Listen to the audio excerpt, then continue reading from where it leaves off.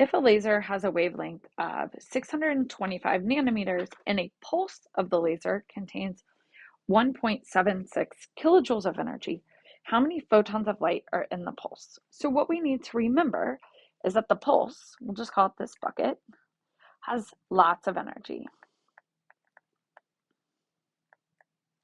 And if we can figure out the energy of one photon, we can divide the total energy by one photon, and that will give you the number of photons. So we know the total energy. How could we figure out the energy of a single photon?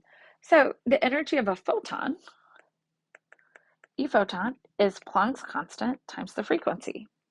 Well, we have the wavelength, but we know that wavelength and frequency are interconnected. So c, the speed of light, is equal to lambda times frequency. So we can combine these two equations to give us E photon is equal to hc over lambda, where h and c are known, and we have Planck's constant, the speed of light, and the wavelength. So Planck's constant is 6.626 times 10 to the negative 34th joule seconds, multiplied by 2.998 times 10 to the 8th meters per second. And we're going to divide that. So we have h and we have c by 625 nanometers.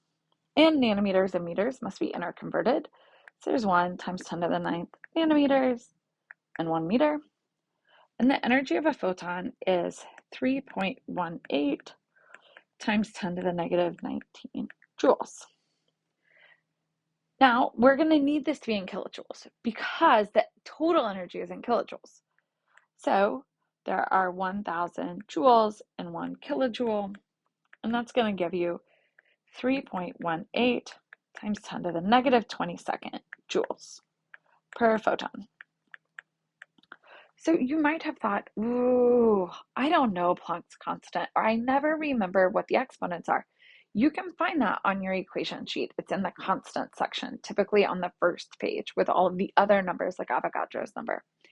So once we have this, we can take our total energy of 1.76 kilojoules, and we're going to divide that by 3.18 times 10 to the negative 22nd kilojoules,